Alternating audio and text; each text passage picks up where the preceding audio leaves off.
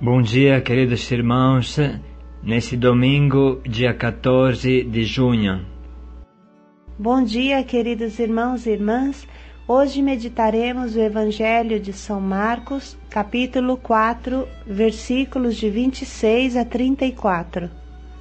O reino do céu, a semente e a terra.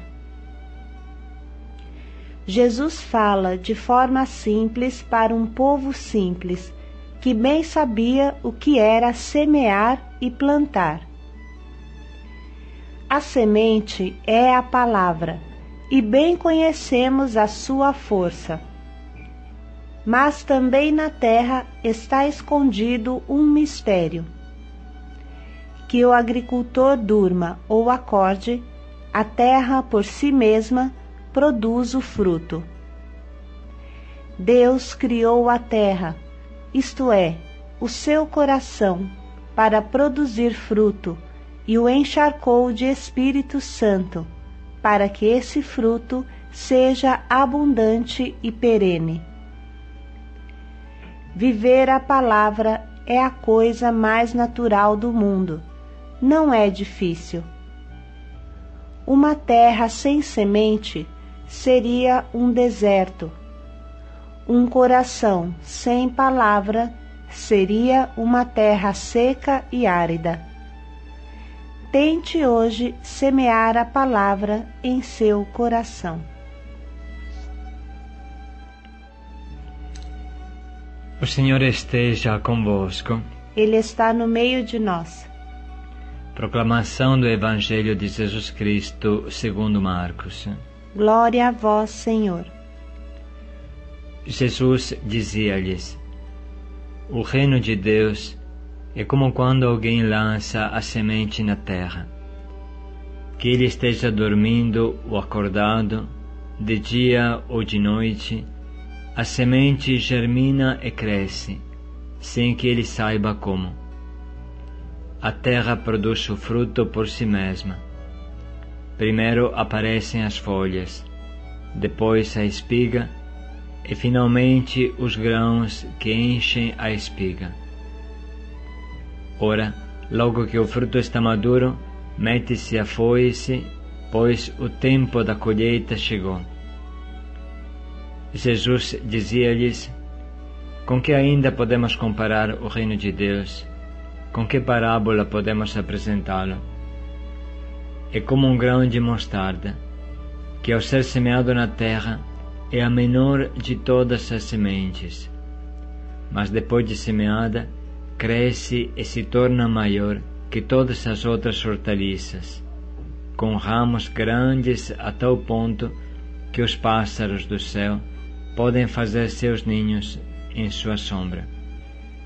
Jesus lhes anunciava a palavra usando muitas parábolas como estas, de acordo com que podiam compreender. Nada lhes falava sem usar parábolas. Mas quando estava a sós com os discípulos, lhes explicava tudo. Palavra da salvação. Glória a vós, Senhor. Jesus usa o instrumento da parábola para se expressar, para que esse povo simples pudesse entendê-lo. Na verdade, o trabalho da agricultura é um dos mais difíceis que exista. Precisa de aplicação, reflexão, constância, fidelidade. Por isso que as pessoas que escutavam Jesus entendiam muito bem quando ele falava de semear, plantar, brotar, dar fruto. Era disso que eles viviam, era isso que eles pensavam o dia inteiro. Irmãos, o trabalho da agricultura de cultivar o solo para dele tirar o sustento é um dos mais antigos e coloca quem o faz diretamente em contato com Deus. O agricultor sabe muito bem que não é ele que faz brotar a semente. No máximo, consegue semear bem, adubar como puder, mas nada mais pode fazer a não ser esperar o sol aquecer, a chuva fecundar e a terra alimentar a semente. O agricultor sabe muito bem que, se em vez da chuva vier o granizo tudo perde. Se em vez que o sol vem a seca, tudo perde. E se em vez que o alimento da terra vier o gafanhoto, tudo perde. Seu trabalho está completamente nas mãos da natureza e de Deus. Deus entra profundamente na vida do agricultor porque ele está completamente nas mãos de Deus. Irmãos, eu me lembro quando era pequeno, a gente vivia na roça, cultivávamos a uva, o milho, o feno para as 3 vaquinhas que criávamos. E quando chegava o mês de outubro, que no outro hemisfério é o mês da colheita, a gente olhava atentamente o céu e as nuvens que vinham. Era um tempo muito perigoso, porque chegavam nuvens pretas e pesadas, que carregavam granizo. A uva estava bem madura, os cachos quase brilhavam, mas se as pedras de granizo caíssem, tudo se estragava, e o pouco que ficava apodrecia. Tudo se perdia e não tinha como sobreviver no ano seguinte. Não tinha salário para sustentar a família, somente o fruto do campo. O agricultor sabe e sente na pele a ação de Deus. Sabe com toda certeza, todo dia, que se Deus não o ajudasse, ele morreria de fome. Jesus expressa isso falando da terra. Ele diz: que você durma ou fique acordado, a terra produz. Existe, irmãos, uma força extraordinária na terra, uma força que não depende nem de mim nem de você. Você faz a sua parte, mas o verdadeiro agricultor é Deus. É Ele que criou a terra com essa força. É Ele que faz a semente brotar, a aquece com o sol, a faz amadurecer com os sais da terra. Não tem sentido você falar que Deus não existe, porque se Ele não existisse, você morreria de fome. Se Ele não existisse, nenhuma semente brotaria. O agricultor sabe muito bem que ele sempre trabalha em dupla, ele e Deus. Se o agricultor não semeia, é inútil a boa vontade de Deus, é inútil a força da terra, é inútil o calor do sol. Se Deus não trabalhar, é inútil o esforço do agricultor, o cuidado que ele tem em semear e o suor do rosto em capinar. O exemplo da roça permite entender maravilhosamente o que acontece na nossa alma. Se trata do relacionamento entre a sua alma e a graça de Deus, quer dizer, o Espírito Santo que habita em ti e te leva a produzir bons frutos. A graça opera milagres em você, porém, sem a sua boa vontade, sem o seu trabalho, nada ela pode fazer. Do outro lado, também o suor do seu rosto, todos os seus esforços seriam em vão se a graça de Deus não te sustentasse e te alimentasse. Quem muito semeia, muito recolherá, fala São Paulo. Deus só pode multiplicar as sementes que você joga no terreno, não aquelas que você não joga. No momento de semear, você não pode dormir, não. Depois de ter feito toda a sua parte, então fique na oração e na espera.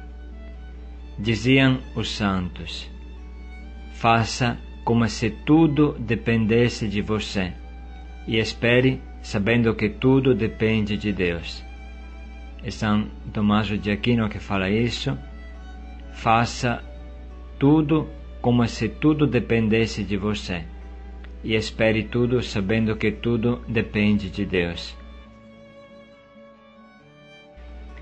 Essa é a atitude do cristão. Trabalho intenso, incansável, constante suor no rosto, para produzir os frutos que Jesus tanto espera. Eu vos constituí para irdes e produzirdes fruto, e para que o vosso fruto permaneça. Do outro lado, espera confiante, abandono, oração que fecunda o trabalho. Os frutos sempre são o resultado do amor de Deus e do seu amor juntos. Vamos agora meditar um trecho do Catecismo da Igreja que nos ajuda a entender bem tudo o que estamos falando. A graça santificante é um dom habitual, uma disposição estável e sobrenatural, que aperfeiçoa a alma, mesmo para a tornar capaz de viver com Deus e de agir por seu amor.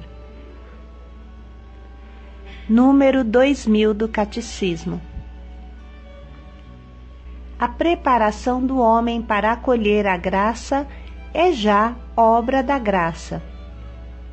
Deus acaba em nós o que começou, porque é Ele próprio que começa, fazendo com que queiramos, e é Ele que acaba, cooperando com aqueles que assim querem. Deus acaba em nós o que começou, porque é Ele próprio que começa, fazendo com que a gente queira, e é Ele que acaba, cooperando com a gente na medida que queremos. É certo que nós também trabalhamos, mas não fazemos mais do que cooperar com Deus, que trabalha. A misericórdia veio antes para sermos curados e continua a nos acompanhar, para que, uma vez curados, sejamos vivificados. A misericórdia veio antes para que sejamos chamados. Nos segue para que sejamos glorificados. A misericórdia veio antes para que vivamos segundo a piedade, e nos segue para que vivamos para sempre com Ele, porque sem Ele nada podemos fazer. Com estas palavras, irmãos, vamos nos dispor a escolher o propósito de hoje. Deus espera que nós arregacemos as nossas mangas e trabalhamos com força, com alegria, como sinal do nosso amor por Ele. Paz e alegria. Unidos a Deus, sigamos esse dia. Paz e alegria a todos.